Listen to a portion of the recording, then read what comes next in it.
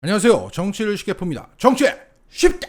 오늘 김어준의 다스베이다에서는 최고위원 후보들이 나와서 선거 유세 방송을 했습니다. 그런 가운데 고민정 의원의 발언이 논란이 되고 있습니다. 김총수의 두 가지 질문에 고민정 의원은 이렇게 답했습니다. 최고위원 후보 중에 꼭 꺾고 싶은 사람이 누구냐? 고영인입니다. 최고위원 후보 중에 이 사람은 꼭 되었으면 한 사람이 누구냐? 송갑석입니다. 현재 고민정 후보는 12%의 지지를 받으면서 최고위원으로 선출될 가능성이 매우 높은 상태입니다. 그런데 12%의 지지를 받는 후보가 1%의 지지를 받는 고영인을 지목하면서 꼭 꺾고 싶다고 말한 겁니다. 이것은 꺾고 싶은 게 아니라 언급을 해서 인지도를 높여 당선시키고 싶다고 읽어야 마땅한 대답입니다. 그리고 1.6%의 지지를 받는 송갑석이 꼭 되었으면 한다고 그는 말했습니다. 결국 고민정 의원은 고영인과 송갑석의 당선을 희망하고 있는 겁니다. 그런데 고영인과 송갑석이 누구입니까? 누구인지도 잘 모릅니다. 그런데 수박인 것은 확실합니다.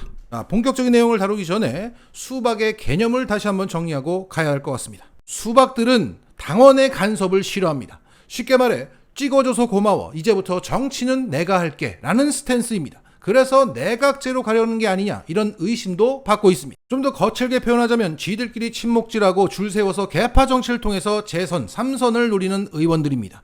당원들과의 소통보다는 내부 정치를 중요하게 생각하죠. 여기에 대표적으로 이낙연계가 속합니다. 그와 반대로 당원들이 좋아하는 개혁적인 의원들은 당원의 간섭을 이끌어내려고 합니다. 소통을 통해서 진정한 민주주의 정당을 만들고 개혁을 하려고 합니다. 여기에 이재명계가 많이 속해 있습니다. 그리고 수박도 아니고 개혁도 아닌 회색이 있습니다. 적당히 줄도 서고 적당히 소통도 하고 적당히 개혁하기도 하고 개혁을 반대하기도 하는 그런 의원들입니다. 여기에 정세균계, 민평계, 임종석계 이런 등등의 사람들이 많이 속해 있습니다. 여기에 우상호 비대위원장은 민주당의 이런 의원들이 나를 포함해서 100명 정도가 된다고 최근 말했습니다. 우리는 여기에 절망하고 있는 거죠. 그리고 수박과 회색을 두고 소위 여의도 마음, 여심이라고 요즘 부릅니다. 그 여심이 당원들과의 괴리가 되고 있어서 문제라고 말하고 있습니다. 현재 당대표 후보 기준으로 보면 이재명은 개혁이고 강훈식은 회색이며 박용진은 수박입니다. 그리고 최고위원 후보 기준으로 보면 정청래, 박찬대, 장경태는 개혁이고 서영교, 고민정은 회색이며 윤영찬, 송갑석, 고영인은 수박입니다. 3대 2대 3의 구도인 겁니다. 자, 개념 정리는 여기까지 하겠습니다. 이게 맞지 않다고 생각하시는 분들은 댓글로 의견 부탁드립니다.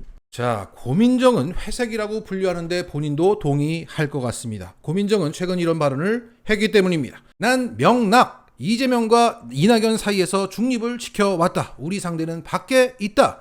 저는 2020년 당대표 선거에도 특정 인물을 지지하지 않고 나서지도 않았고 2022년 대선 경선 때 특정 캠프에 가지도 않고 중립을 지켰다. 다시 과거로 돌아간다 해도 같은 결정을 했을 것이다. 이렇게 말하면서 회색 지대에 있음을 인정했습니다. 그런데 회색, 고민정이 수박 2명을 공개 지지했던 겁니다. 물론 이 뜬금포를 이렇게 해석하기도 하죠. 고민정은 착하니까 지지율이 낮은 후보들을 도와주려고 일부러 언급했다. 착하니까. 그런데 이번 다스베이다 방송을 보시면 좀 싸합니다. 옛날에 우리가 알던 고민정이 아닙니다. 따라서 저는 이 해석에 동의하지 않아요. 자, 그러면 남은 것은 고민정이 공개 지지한 송갑석과 고영인이 과연 수박이 맞느냐? 이것을 알아봐야겠죠. 앞서 말씀드렸다시피 기본적으로 당원들에게 인지도가 떨어지면 그동안 내부 정치만 해왔다는 것이기 때문에 기본적으로 수박 조건에 부합합니다. 자, 이런 가운데 최근 김용민 PD는 이런 발언을 했습니다. 윤영찬, 송갑석이 최고위원 되면 이낙연, 임종석이 들어간 격이다.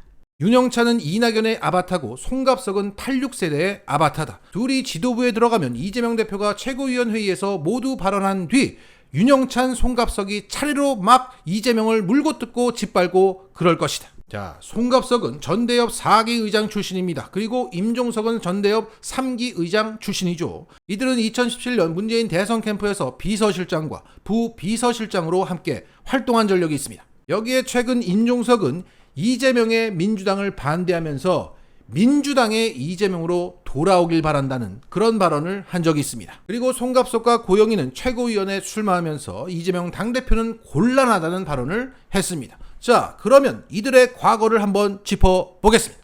먼저 송갑석은 전남 고흥 출신으로 광주 지역에서만 유명한 현재 광주 서구갑 국회의원입니다.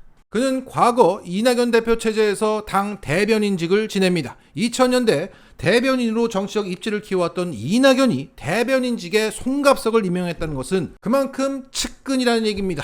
그리고 이낙연은 당 대표가 되자마자 당대표 특보단 24명이라는 걸 구성합니다. 이것은 이낙연을 대통령 만들기 위한 전국 조직망이라고 생각하시면 됩니다.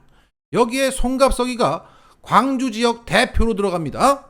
그리고 2021년 새해 첫날에 이낙연의 그 사면 발언 논란이 일었을 때 그 성난 민심을 달랜다며 광주 지역을 찾았는데 거기에 송갑석이 이낙연과 계속 동행을 합니다. 거기서 이낙연 일행은 노무현 국밥집을 갑니다. 과거 노무현 전 대통령이 2002년 대선을 치를 당시에 여기서 들러서 맛있게 먹었다고 유명해진 그 국밥집을 가면서 핵심 지지층을 달래기 위한 퍼포먼스를 했던 겁니다. 느낌이 좀 구태스럽습니다. 자, 그리고 2021년 11월 당시 이재명 후보는 광주 지역을 찾아 선거 유세를 합니다.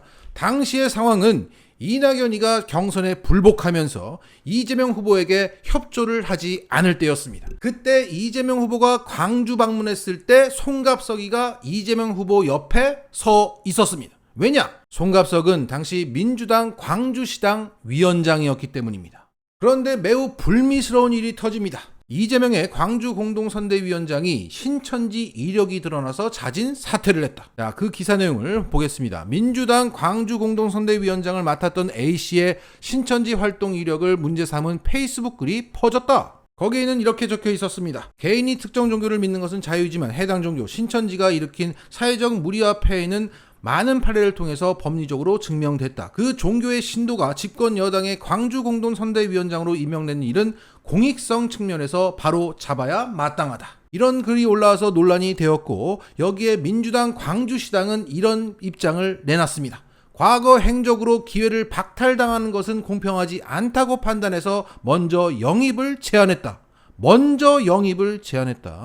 A씨가 선대위 출범에 누가 되지 않겠다며 자진 사퇴를 결심해서 수용하기로 했다. 그러니까 당시 민주당 광주시당은 이 사람이 신천지임을 알고 있으면서도 광주 공동선대위원장으로 임명을 했다는 겁니다. 하지만 사퇴 의사를 밝혀서 수용을 했다는 거죠. 그리고 기사는 이렇게 마무리가 됩니다. 광주시당은 오늘 28일 선대위 출범을 앞두고 공동선대위원장 10명을 임명했다. 송갑석 광주시당 위원장을 제외하고 A씨를 포함한 나머지 9명은 모두 청년으로 채웠다. 민주당 광주시당은 A씨가 신천지 이력이 있다는 것을 알았음에도 임명했습니다. 그런데 당시 광주시당 위원장은 누구다? 송갑석이었다. 느낌이 이상하죠? 자, 3차 경선 결과도 막 생각이 나고요. 막 상상의 나래가 막 펼쳐지는데 저는 이 이상의 추정은 하지 않겠습니다. 따라서 송갑석은 수박이 맞습니다. 여기에 이의를 제기하실 분들은 거의 없을 것 같아요. 자, 그러면 고영인으로 가보겠습니다. 고영인은 송갑석처럼 중앙정치 이력이 길지 않고 초선이기 때문에 관련 정보가 많이 없습니다. 현재 더민초라는 모임의 위원장을 맡으면서 내부 정치에 능한 분으로 보입니다. 자, 고영인이라는 사람은 천정배의 지역 보좌관으로 정계에 입문했습니다. 경기도의원을 지내다가 2020년 안산 단원구 갑 지역구에서 우리가 익히 알고 있는 김현 전 의원과 경선을 합니다. 그 경쟁에서 김현을 이겨서 공천을 받아 초선 국회의원이 되었던 겁니다. 그런데 당시 김현 전 의원과 경선 경쟁 과정이 매우 불미스러웠습니다. 2020년 초 코로나가 막 터질 때 거리두기를 하지 않은 채 지지자들과 술판을 벌였던 그 선거사무소 논란 기억하십니까? 그게 바로 고영인의 선거 사무실이었던 겁니다. 이게 바로 고영인이죠. 그런데 이걸 중앙당에 그리고 언론에 알렸던 게 바로 김현 측이라며 고영인은 주장했던 겁니다. 그리고 김현의 세월호 대리기사 폭행 사건을 기억하십니까? 우리는 이미 그것이 조작이라는 것을 알고 있습니다. 그런데 당시 김현 전 의원은 고영인 쪽에서 그 사건을 다시 지역에 뿌렸고 일부 시도 의원들을 동원해서 조직적으로 부정 여론을 형성했다며 선관위에 이를 고발하는 사건이 있었습니다. 자, 이 부분에 대해서 누가 옳고 그르다 이 판단은 유보하겠습니다. 다만 고영인은 이런 불미스러운 경선 과정을 통해서 의원이 된 사람입니다. 자, 정리하겠습니다. 고민정은 자신의 이미지와는 상반된 2명의 사람을 공개 지지했습니다. 송갑석은 임종석계이자 이낙연계이고 지역 토착 정치인의 구태적인 모습을 보였습니다. 게다가 송갑석은 꼭 당선되었으면 좋겠다고 말했습니다. 그리고 고영희는 내부 정치에 능하고 당원과 소통하지 않는 수박이 맞습니다. 그런데 왜 고민정은 이런 사람들을 공개 지지했을까? 착해서 몰라서 지지했을까? 과연 고민정은 회색이 맞나? 혹시 개파 정치를 하고 있지 않나? 자꾸만 물음표가 생깁니다. 마치겠습니다.